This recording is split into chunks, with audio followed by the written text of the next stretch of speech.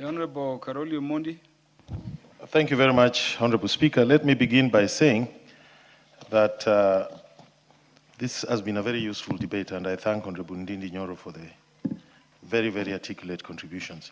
Safaricom, the shareholding structure, currently GOK is at 35%, Vodacom 40%, but by their own disclosures at the London Stock Exchange, 5% of that is warehoused as a corruption deal for Mobitelea, and retail and institutional investors at Nairobi Securities own 25%. Honorable Speaker, it is important when you are selling an asset to ask yourself whether it is the right timing. And I think that is what Honorable Ndindi Nyoro talked about. The market is bearish. It is the wrong time to sell. We are desperate. That's why we are selling. And this is why. We've just had another transaction, Kenya Pipeline. And these are the results, if you want to know the market situation. The Kenya Pipeline shares that we were selling 65%, 20% were reserved for foreign investors.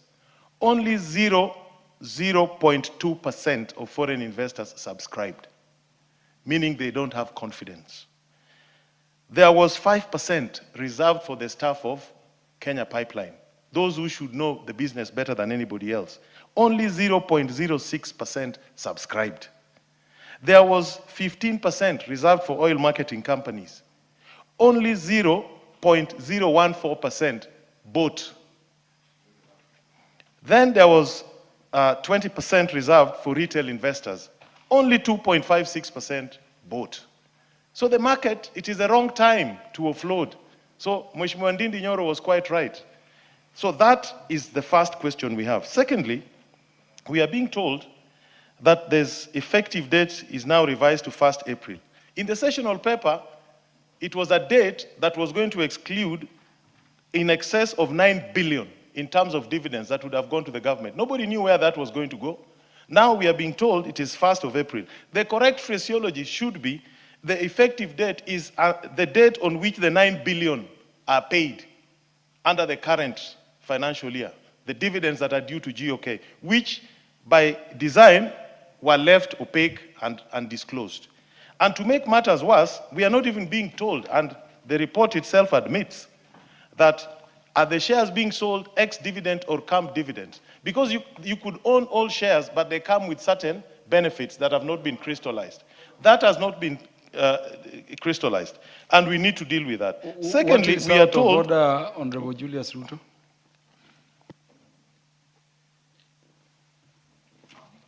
Thank you so much, Mr. Speaker. I know Honorable Caroli Omondi is my good friend, and I like listening to him. But is it in order for him to state to this Honorable House and castigate the report that the Committee of Finance, the Joint Committee of Finance and National Planning and Committee on Privatization and Public Debt, to ensure that it take care of that risk that is bringing out? But he wants to castigate a report that is on record, and that the report of chair has spelled out that the effective day will be 1st of April, immediately after the closure of a financial year. And you know, the moment the balance sheet date is drawn, any liability and obligation falls where it is. So why proceed to castigate a doubt on a formal report that has taken care of that risk? You've made your point. Honorable Caroli Omondi, the question is, by when are dividends due? Okay. I will not even answer that. Let me go on with my presentation. No. The second thing, Honorable Caroli, I think we need to take the House seriously.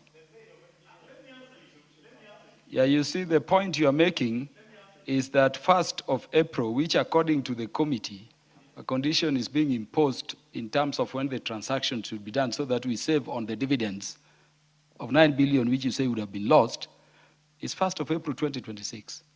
Now you are saying there could be a danger that some... Yes, so could you tell us the date on when dividends are due? Okay.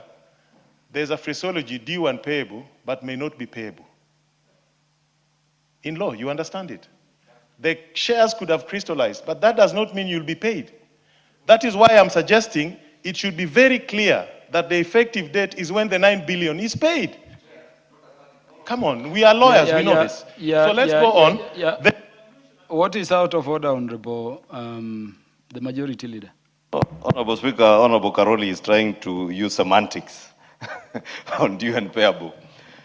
When the financial year closes, if you are listed as a shareholder as at that date, the question is, are you due to be paid your dividends? And the straight answer is yes.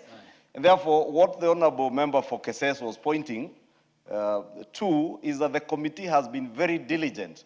Because if the committee was not as diligent as Honorable Caroli wants to allude to, then they would not have had that effective date of 1st of April. The date of 1st April is premeditated and deliberate because the financial year closes on the 31st of March. And therefore, anybody who was a shareholder as at 31st of March will be paid his dividends. Common sense. I want to allow Honorable Caroli Omondi. Honorable Caroli Omondi, can you proceed? I don't want to allow this many interventions. Are you on a point of information? Honorable Caroli, you want Honorable Ndindi to inform you? Of course, that's my future running mate, yes. Honorable Ndindi. Honorable Speaker, I address my brothers here in this House to stop misleading Kenyans and to stop parading our ignorance to Kenyans.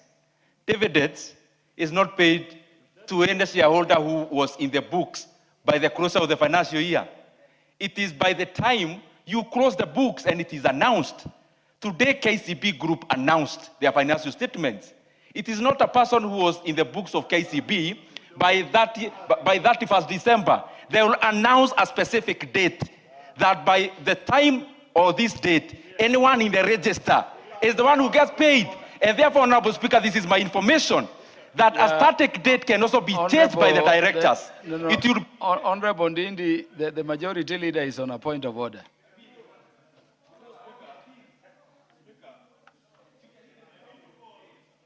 Speaker, it is good first that Honorable Caroli Omondi has alluded to the fact that they are just playing politics. Because politics is politics. But facts are facts. And you cannot change that, Honorable Speaker.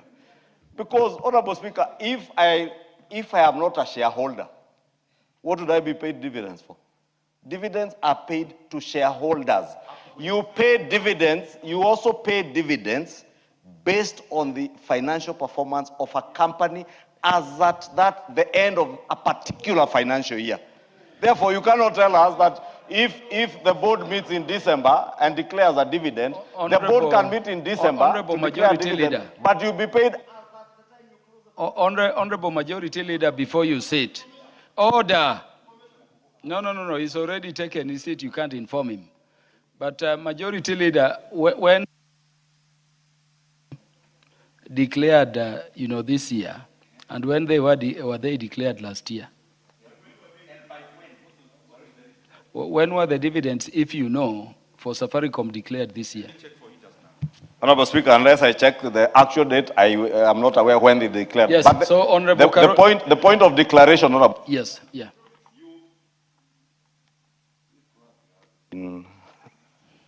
Honorable Speaker, I was saying the point of declaration of the dividends, you pay dividends to the existing shareholders as at the financial year when you are reporting. That's a fact, and you can't run away from that. Therefore, let us not just play politics with this matter. And the other thing, Honorable Speaker, the sessional paper, when it came, it did not have those conditions precedent. Yes. The two committees, 30 honorable members of this House, who do not play politics, are very diligent, including Honorable Ariko and others, sat and put those conditions precedent. So what these members should be telling us, is there something wrong with these conditions precedent? Should we have passed this sessional paper as it came? I must commend these two committees because they did a splendid job in putting some of these conditions precedent. Honorable Caroli, you have your 1 minute to conclude. I have 3 minutes, Honorable Speaker. Secondly, we are told that this valuation was done by Kenya Commercial Bank, another government agency. No arm's length transaction. A big problem. Secondly, that valuation was not subjected to competition, the way it would happen in open market. And let me just give you an example why it is wrong. The own report is saying today... Did you say Kenya Commercial Bank is a government entity? there's government influence over it. In serious jurisdictions, that would not happen. Let me go on. By their own report, on 31st March, the shares of Safaricom were trading at 31 shillings. They said at the time the valuation was done, it was 27.50 cents. And then they did their calculation, they go to 34. And then we would get a premium of 17 to 19%. By that report alone, the premium they were projecting has dropped by 50%, even before the transaction has been completed. Honorable Speaker, they are forfeiting, they are accepting 40 billion in advance in lieu of dividends that would come over 6 years period. The cost of that, they are telling us, is 15 billion that the government is foregoing because we want to implement certain projects very quickly. There is no project they can implement, is a serious infrastructure project that can be implemented over a period of less than 3 to 5 years. So what is the hurry? But to make matters worse, they are telling us in their own report that if Vodafone had invested the 40.2 billion over the 6-year period, they would get 75 billion, giving government some 20 billion. Why would Vodafone be so generous to the government of Kenya and the people of Kenya? There's something wrong there. Honorable Speaker, if you look at the documents, there is no buyback clause that should have been incorporated in the sessional paper in a transaction like this. And there's even no issue. They are telling us we will safeguard our employees, but it is only for 3 years. There is no golden share mechanism to protect Kenyan workers. We are only keeping the chair and 2 independent directors. What about Kenyans who can run Safaricom, who have run telcos? Honorable Speaker, there are a lot of problems in this transaction. Kimani Kuria, what is out of order?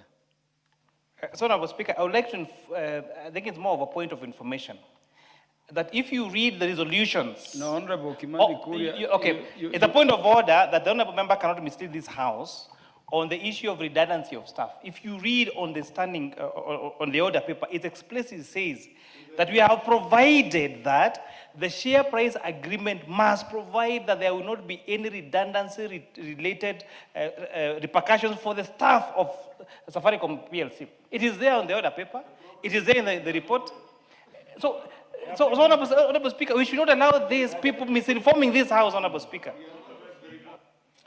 Honorable Caroli Omondi, you have 30 seconds to conclude.